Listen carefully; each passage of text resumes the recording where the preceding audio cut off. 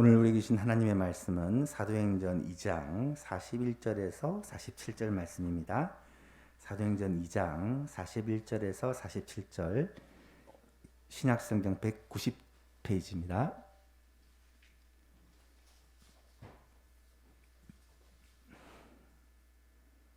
사도행전 2장 41절에서 49절까지 말씀 한 절씩 교독하겠습니다.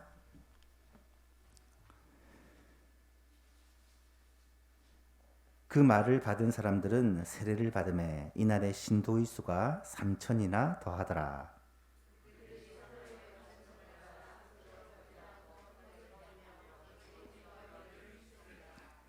사람마다 두려워하는데 사도들로 말미암아 기사와 표적이 많이 나타나니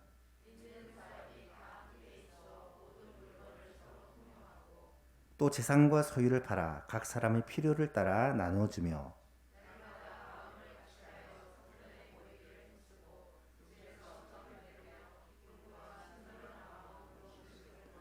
함께 읽습니다. 하나님을 찬미하며 또 온 백성에게 칭송을 받으니 주께서 구원받는 사람을 날마다 더하게 하시니라. 아멘. 올해 우리 교회는 은혜와 평강이 충만한 교회라는 표어를 가지고 하나님이 은혜와 평강을 우리 예수망의 모든 가족들과 우리 예수망 교회에 부어주시기를 기도하고 있습니다. 이를 위해서 우리가 교회를 좀 탐방해 보려고 합니다. 성경에 나타나는 많은 교회들과 또 교회사에 나타나는 교회들을 좀 같이 탐방하면서 벤치마킹이라고 하죠. 우리 교회 본으로 삼으려고 합니다.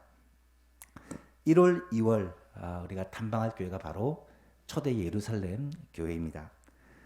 최초의 교회이자 어쩌면 가장 이상적인 교회라고 할 수 있는 교회가 바로 초대 예루살렘 교회죠. 이 예루살렘 교회를 한번 자세히 살펴보는 것은 우리 교회에 큰 유익이 될 것입니다. 지난 시간에는 이 초대 예루살렘 교회의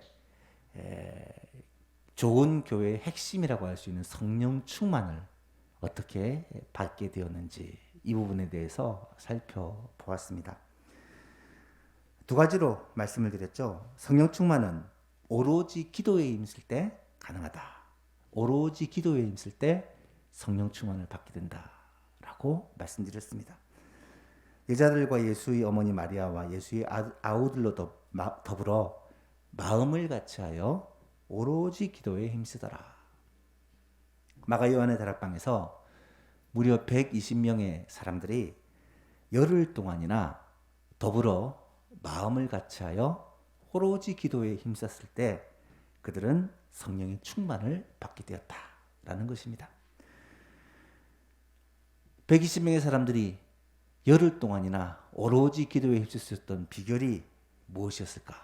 두 가지를 말씀드렸죠. 하나는 분명한 주님의 약속을 붙잡았기 때문이다. 예루살렘을 떠나지 말고 너희에게 약속하신 성령이 올 때까지 기도하라는 주님의 말씀을 따라 그들은 성령의 기름 부으심을, 성령의 세례를 기다렸다라는 것이죠. 또한 이들이 오로지 기도에 힘썼던 비결은 혼자 기도한 게 아니라 함께 모여서 합심해서 기도했기 때문이다 라고 말씀을 드렸습니다. 마가 요한의 다락방, 이 다락방 기도회는 120명의 사람들이 함께 하는 기도였기 때문에 혼자는 지칠 수도 있고 혼자는 기도하다가 포기할 수도 있지만 함께 기도했기 때문에 그 시너지가 기도를 더 뜨겁게 만들었다라는 것입니다. 우리 예수만교회도 올 한 해 동안 은혜와 평강이 충만한 교회, 하나님이 기뻐하시는 좋은 교회가 되기 위해 이처럼 하나님의 분명한 약속을 붙들고 또 합심해서 함께 기도에 힘쓰는 교회가 될 수 있기를 간절히 바랍니다. 두 번째로 성령 충만은 성령님의 인도하심을 따라 행할 때 가능하다라고 말씀을 드렸습니다. 마가 요한의 다락방에 모인 120명의 무리들은 철저히 성령의 인도하심을 따랐다는 것을 알 수 있습니다. 가룟 유다 대신에 마띠아를 뽑아서 사도의 수에 더하는 그 과정을 보시면 철저하게 성령의 인도함을 따른다라는 사실을 알 수 있죠. 혹자는 이렇게 질문할 줄 모릅니다. 아직까지 보혜사 성령님이 오시기 전인데 어떻게 이들이 성령의 인도하심을 따를 수 있었냐? 그 비결이 두 가지로 말씀드렸죠. 하나는 하나님의 말씀을 바로 이해하고 깨닫고 순종하는 것이 곧 성령의 인도하심이다. 우리는 자꾸 말씀과 성령을 다른 것으로 생각합니다.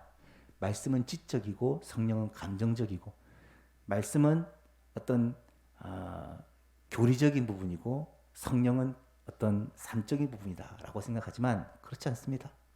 성경은 말씀 충만을 곧 성령 충만이라고 말하고 성령 충만을 곧 말씀 충만이라고 말씀합니다. 말씀을 읽고 그 말씀을 그대로 붙잡고 순종하는 것이 곧 성령을 따르는 삶이라는 거예요. 그런 자에게 성령은 충만하게 역사하십니다. 또 한 가지는 결국은 성령 충만은 기도를 통해서 부어집니다. 기도하는 교회만이 성령의 충만함을 받을 수가 있습니다. 교회가 기도를 놓치면 성령의 인도하심과는 다르게 갈 수밖에 없다라는 것입니다. 우리 소망교회가 올해도 변함없이 이 말씀과 기도라는 두 개의 이 기둥을 놓치지 말고 붙잡음으로 말미암아 성령의 인도하심을 따르는 좋은 교회가 될 수 있기를 간절히 바랍니다. 오늘부터는 오순절 성령 사건으로 말미암아 성령 강림 사건이 있었고 이로 성령 충만을 받은 사도들이 담대하게 복음을 전합니다. 그래서 한꺼번에 3,000명의 사람들이, 다음에는 5,000명의 사람들이 그렇게 교회에 더하여지죠. 믿고 세례를 받게 되죠.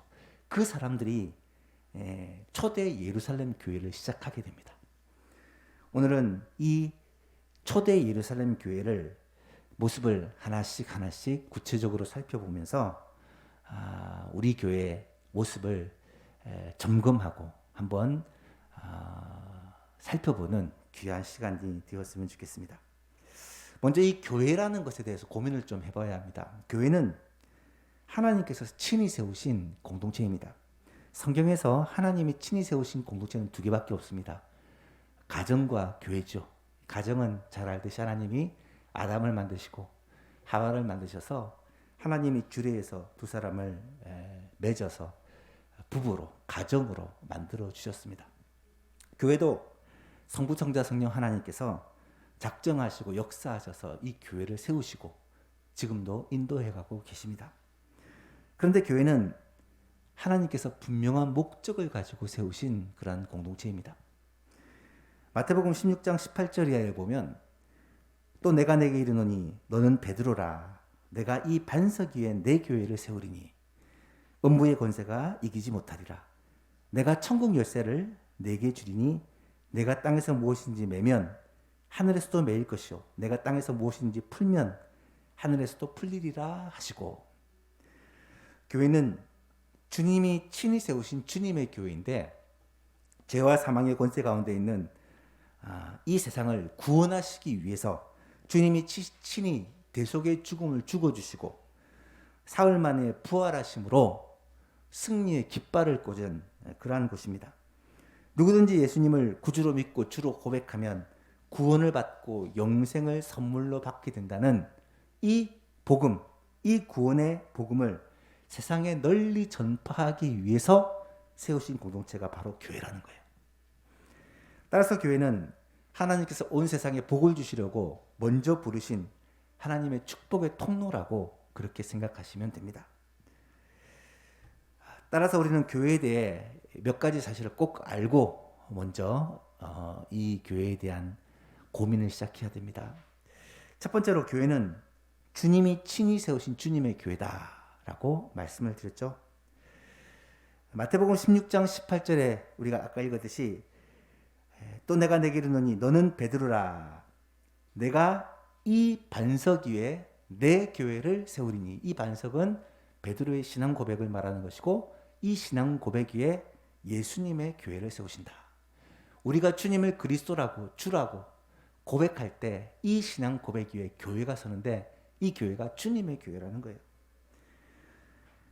이 교회는 음부의 권세, 사탄의 권세, 죄의 권세가 이길 수 없다고 선언합니다. 사도행전 20장 28절에 보면 여러분이 자기를 위하여 또는 온 양떼를 위하여 삼가라. 성령이 그들 가운데 여러분을 감독자로 삼고 하나님이 자기 피로 사신 교회를 보살피게 하셨느니라. 하나님께서 자기 피로 사신 교회, 예수님께서 십자가에서 피 흘려 죽으심으로 사신 교회죠. 이것을 하나님이 자기 피로 사신 교회라고 표현하고 있습니다.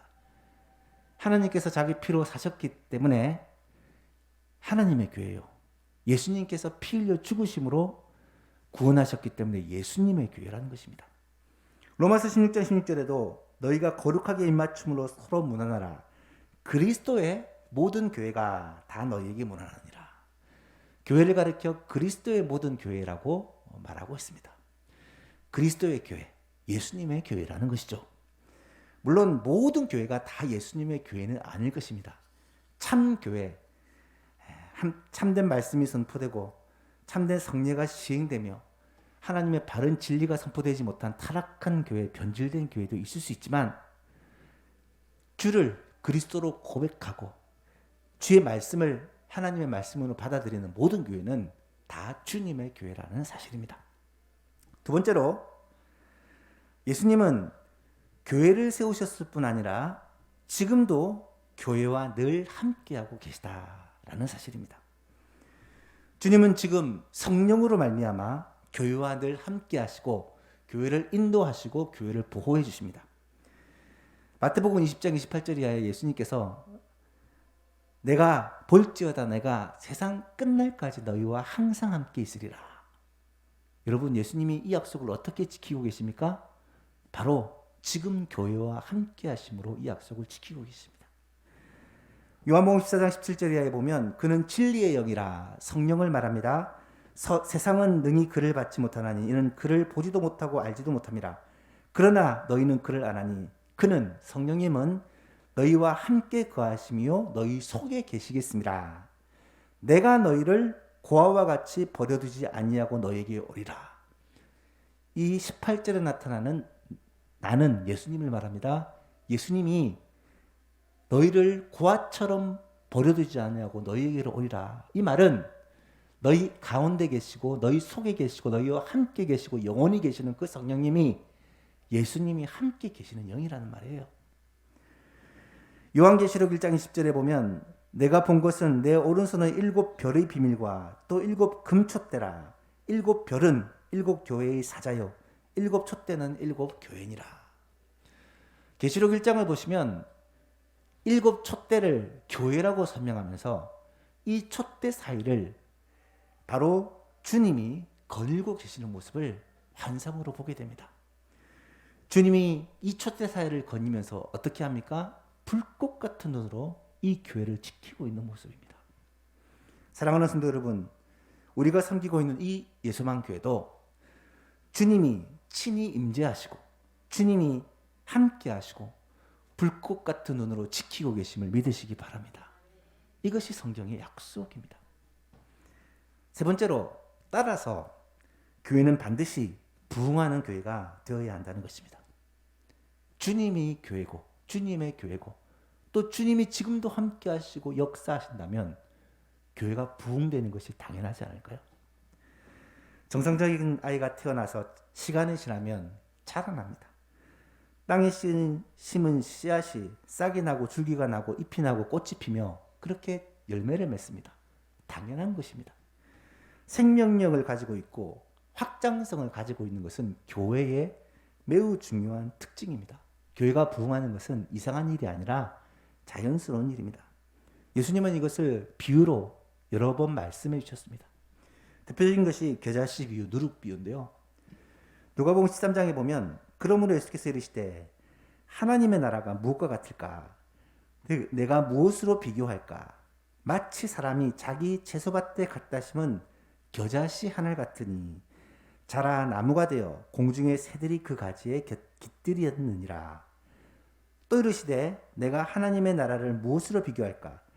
마치 여자가 가루 서말 속에 갖다 넣어 전부 부풀게 한 누룩과 같으니라 하셨더라. 하나님의 나라, 즉 교회를 뭐에 비유하냐면 겨자씨에 비유하고 누룩에 비유한 거예요. 겨자씨는 좁쌀만한 크기, 보이지도 않는 그 작은 씨인데 심어 놓으니까 사람의 키보다 훨씬 커서 새들이 그 나무에 깃든다. 여러분, 이렇게 교회가 자라나는 것이 자연스러운 것이다. 누룩이 어떻습니까? 오늘날로 얘기하면 베이킹 파우더 같은 거죠. 반죽에다가 이 베이킹 파우더를 섞어서 그렇게 반죽을 하면 이것이 금방 부푸는 것을 보게 됩니다. 이 땅에 하나님의 통치와 다스림의 통로가 되는 바로 하나님 나라를 보여주는 교회가 점점 부흥되어 하나님 나라를 넓혀가는 것이, 확장시켜가는 것이 이상한 일이 아니라 너무나도 자연스러운 일이다 라는 비유의 말씀입니다. 사랑하는 예수만 교회들 여러분, 우리 예수만 교회가 꼭 그런 교회가 될 수 있기를 바랍니다. 우리 예수만 교회가 부흥하는 교회가 되기를 정말로 소원합니다. 한번 따라해 볼까요? 좋은 교회는 반드시 부흥합니다. 한 번 더 우리 확신을 가지고 선포합시다. 좋은 교회는 반드시 부흥합니다. 우리 교회가 좋은 교회가 되면 반드시 부흥의 은혜를 입혀 주실 것입니다. 오늘 본문에 나타난 이 초대 예루살렘 교회는 이 땅에 세워진 최초의 지상교회로서 모든 교회들이 본받아야 될 모범된 교회입니다. 어떤 교회보다 빠르게 폭발적으로 부흥한 교회이기도 하고요. 베드로의 설교를 듣고 회개하고 세례를 받은 사람의 수가 3,000명이나 되었고, 이 사람들이 이 초대 예루살렘 교회 창립 멤버가 되었습니다. 그리고 이 교회는 그 후에 날마다 믿는 자들이 더하여지는 놀라운 부흥을 경험하게 됩니다. 오늘 읽은 본문은 이렇게 시작된 초대 예루살렘 교회들이 어떻게 신앙생활을 하는지를 보여주는 그러한 장면입니다. 오늘부터 3주 동안 초대 예루살렘 교회의 이 초기 모습을 좀 분석을 해볼 건데요. 자세히 살펴보면서 우리 교회가 본받아야 될, 닮아가야 될 모습은 무엇인지 한번 생각하면서 우리가 이 교회의 모습을 들여다보도록 합시다. 오늘은 이 모이기에 힘쓰는 교회라는 제목으로 이 교회를 좀 분석을 해보려고 합니다. 첫 번째로 초대 예루살렘 교회 성도들은 사도의 가르침을 받았다라고 42절은 기록합니다. 그들이 사도의 가르침을 받아 서로 교제하며 떡을 떼고 오로지 기도에 힘썼다. 이들은 사도로부터 어떤 가르침을 받았을까? 말할 것도 없이 하나님의 말씀을 가르침 받았을 것입니다. 이 당시 하나님의 말씀이 무엇입니까? 신약 성경이 기록되기 전이니까 구약 성경과 또 주 가르침의 내용은 예수님의 가르침이었을 거예요. 예수님의 가르침은 사도들이 직접 배웠기 때문에 그 가르침을 사도들이 가르쳤던 것입니다. 초대교회 성도들은 하나님의 말씀을 배웠습니다. 그것도 아주 열심히 배웠습니다. 하나님의 말씀 배우는 것은 신앙생활에 있어서 선택이 아니라 필수요. 어쩌면 가장 중요한 부분이라고 말할 수 있습니다. 하나님의 말씀을 배우지 않으면 신앙이 결코 자라지 않기 때문이죠. 말씀을 배우는 많은 방법이 있겠지만 제가 특히 강조하는 것이 말씀 묵상입니다. 말씀 묵상이라는 것은 말씀을 읽고 깊이 생각하고 내 삶에 적용해 보는 것. 설교도 사실은 말씀 묵상의 연장선이라고 말할 수 있습니다. 말씀 묵상이 효과적인 이유는 말씀을 계속 묵상하고 그 말씀을 생각하고 내 삶에 적용하게 되면 설교가 들리기 시작합니다. 말씀이 깨달아지기 시작합니다. 그리고 이 말씀을 듣고 읽고 공부하고 묵상하고 이것이 계속해서 반복되면 이 말씀의 맛이 어떤 것인지 알게 되고 말씀의 더 깊은 것을 알아가려고 애쓰게 돼요. 그게 말씀에 사로잡혀 사는 삶이 되는 것입니다. 하나님의 말씀은 영의 양식입니다. 영의 양식이라는 말은 이 말씀을 먹으면 영적으로 자랄 수 밖에 없다라는 거예요. 잘 먹으면 잘 자라는 것처럼 말씀을 잘 먹으면 신앙은 쑥쑥 자라갑니다. 사랑하는 예수만교회 성도 여러분, 이 말씀을 계속해서 먹음으로 말미암아 영적으로 자라가는 예수만 가족들이 다 될 수 있기를 바랍니다. 두 번째로 초대 예루살렘 교회 성도들은 풍성한 성도의 교제를 나누었다라는 것입니다. 42절을 다시 보면 그들이 사도의 가르침을 받아 서로 교제하며 떡을 떼며 오로지 기도하기를 힘썼다. 서로 교제하며 떡을 뗐다라는 것은 바로 성도의 교제입니다. 많은 사람들은 성도의 교제가 신앙생활의 본질적 요소가 아니라고 생각을 합니다. 그냥 말씀과 기도 붙들고 살면 신앙이 충분하다고 생각합니다. 여러분, 성도의 교제는요, 말씀과 기도의 실천의 장입니다. 이것은 필수 요소라는 것입니다.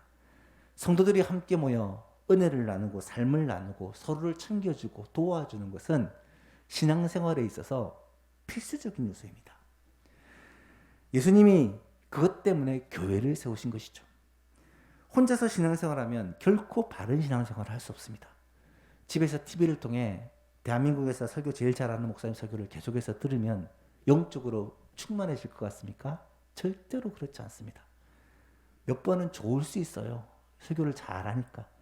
하지만 그것이 우리의 삶과 우리의 마음과 우리의 생각과 우리의 삶의 현장에서 적용되기 위해서는 함께 신앙생활하는 신앙의 동지들이 필요합니다. 이것이 바로 성도의 교제라는 것입니다. 주의 몸된 교회 안에서 성도들과 함께 교제하지 않으면 신앙생활에 한계가 있고 자라지를 않습니다.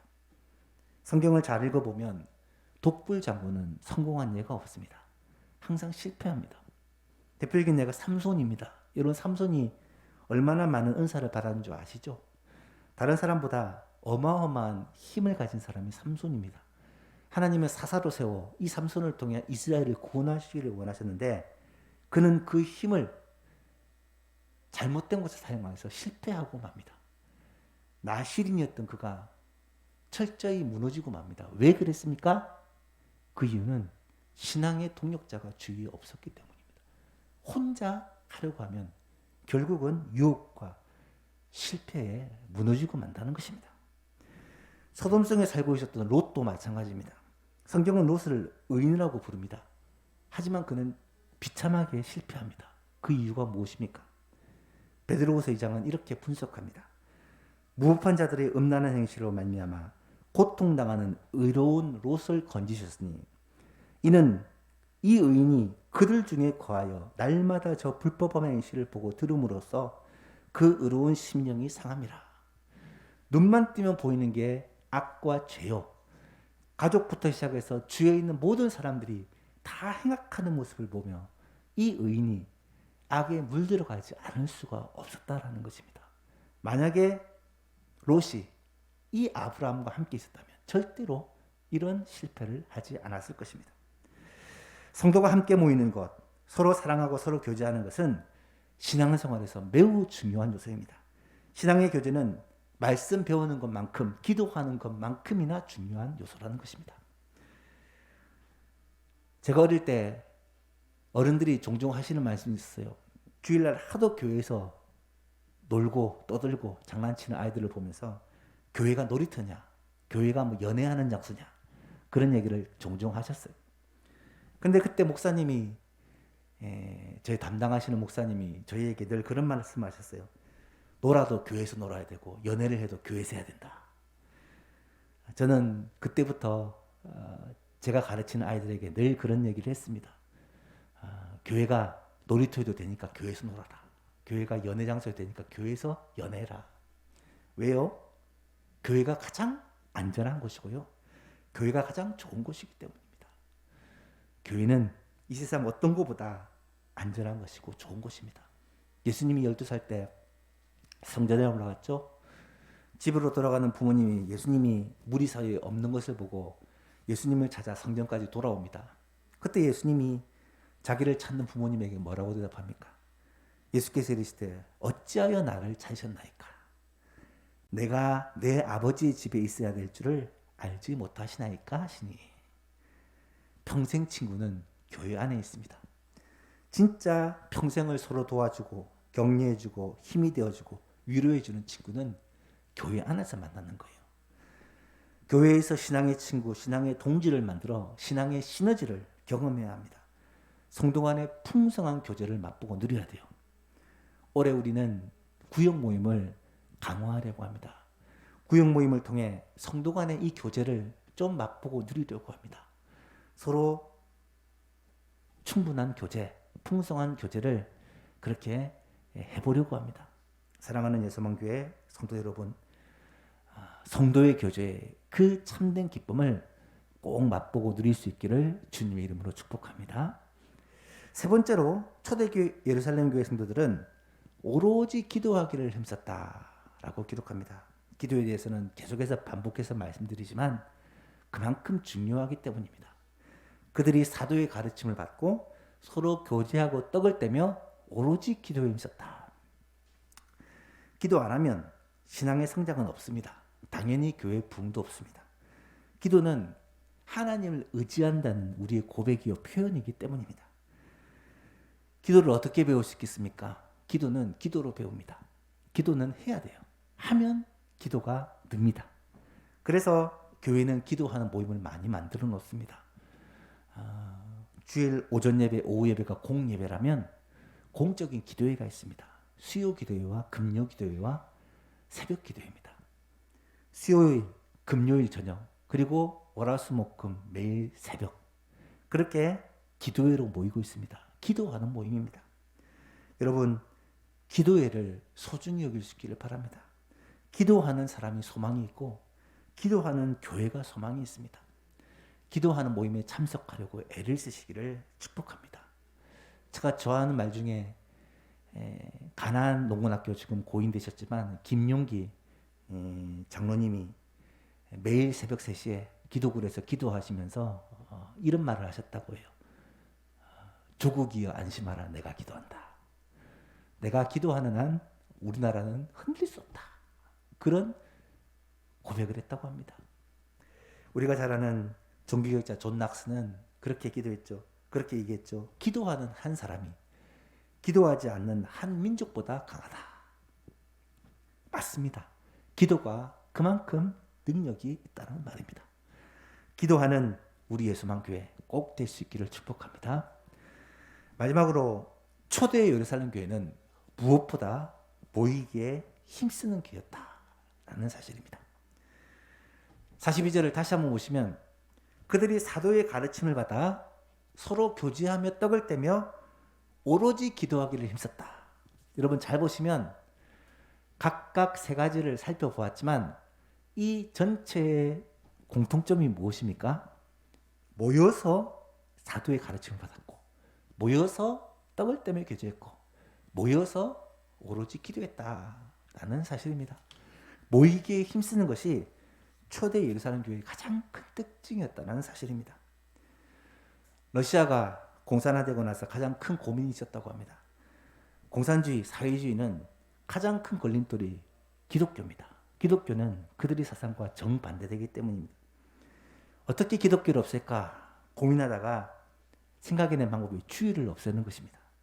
주일을 없애면 교회가 모이는 일을 중단하고 모이지 않으면 기독교는 힘을 잃을 것이다.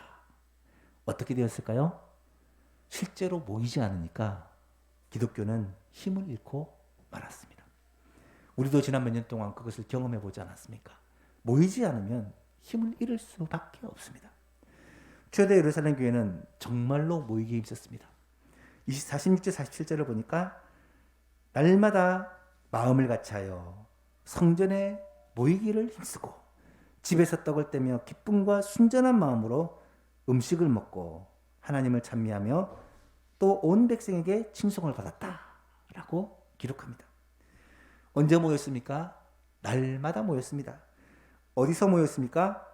성전에서 모였고 또 집에서 모였습니다. 모여서 무엇을 했습니까? 성전에서는 예배하고 말씀 배우고 기도를 했겠죠. 집에서는 떡을 떼며 교제하고 하나님을 찬미하는 일을 했습니다. 오늘날 한국교회가 점점 힘을 잃어가고 있는 가장 큰 이유가 무엇이겠습니까? 저는 모이기가 점점 힘들어지기 때문이라고 생각합니다. 물론 모이기가 힘든 이유는 분명합니다. 집이 멀고 차가 막히고 직장이 늦게 끝나서 모이는 것이 쉽지 않습니다. 한번 생각해 보십시오. 예전에 여러분이 어린 시절 교회가 집에서 10리, 20리 떨어져 있을 때 그 교회에 걸어서 그렇게 10리, 20리를 몇 시간 동안 걸어서 다닐 때가 있었지 않습니까? 그래도 그 교회에 열심히 안 빠지고 다녔던 기억이 있을 것입니다. 모이는 것은 힘든 게 아니라 모이는 것에 힘을 쓰지 않는 것이다 라고 생각하면 맞는 것 같아요. 모이지 않으면 교회는 힘을 잃어갈 수밖에 없습니다. 성도가 함께 모이지 않으면 신앙은 점점 내리막길을 걸을 수밖에 없습니다. 그래서 히브리서 기자는 이렇게 경고하고 있죠. 우리가 너무 잘 아는 말씀입니다. 모이기를 피하는 어떤 사람들과 사람들의 습관과 같이 하지 말고 오직 권하여 그날에 가까움을 볼수록 더욱 모이기에 힘쓰라.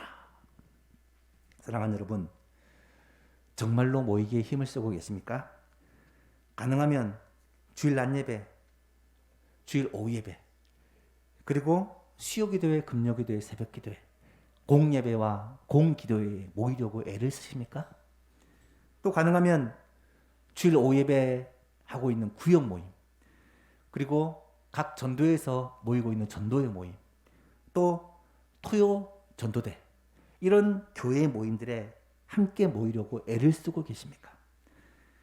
해마다 새해가 되면 새로운 결심을 합니다. 올해는 우리가 어떤 면에서 작년보다 나아져야지. 혹시 주일 낮 예배만 참석하는 분 계시다면 올해는 주일 오후 예배도 참석하리라. 그렇게 결심하셨으면 좋겠습니다. 주일 모임만 참석하신다면 올해는 수요기도회 혹은 금요기도회에 참석하겠다. 작년보다 좀 나아지는 올해가 되었으면 좋겠습니다. 시간이 도저히 안 돼서 불가능하다. 그러면 새벽에라도 교회에 나와서 기도하는 여러분이 되었으면 좋겠습니다. 그렇게 모이기에 힘을 쓰면 하나님께서 우리의 삶에 또 우리의 소망 교회에 부흥의 은혜를 베풀어 주실 것입니다. 말씀을 맺습니다. 오늘은 초대 예루살렘 교회의 모습을 우리가 한번 살펴보았습니다. 초대 예루살렘 교회는 사도들의 가르침을 잘 받았다. 그리고 초대 예루살렘 교회는 풍성한 성도들의 교제를 나누었다. 초대 예루살렘 교회는 오로지 기도에 힘쓰는 교회였다. 마지막으로 이 세 가지를 다 합쳐서 모이기에 힘쓰는 교회였다라는 것을 살펴보았습니다. 우리의 소망교회가 올해는 특별히 모이기에 힘쓰는 그런 교회가 되기를 원합니다. 그래서 두 가지 올해 목회의 방향을 잡았습니다. 하나는 구역 모임을 충실히 하자. 구역이 주일 오후 예배 시간에 모여서 교제하는 것 넘어서 이제 뭐 한 달에 한 번이라든지 식사 모임도 하고 나가서 좀 깊은 교제도 나누는 그런 모임의 장이 되었으면 좋겠다. 그리고 또 한 가지는 8월에는 온 교인이 함께 전교인 수련회로 2박 3일 동안 정말 한 공동체를 이루고 그렇게 경험했으면 좋겠다. 그렇습니다. 올 한 해는 우리의 소망교회가 모이기에 힘쓴 교회, 특별히 성도의 교제를 좀 더 깊이 경험하는 교회가 될 수 있기를 우리 주 예수 그리스도의 이름으로 축복합니다.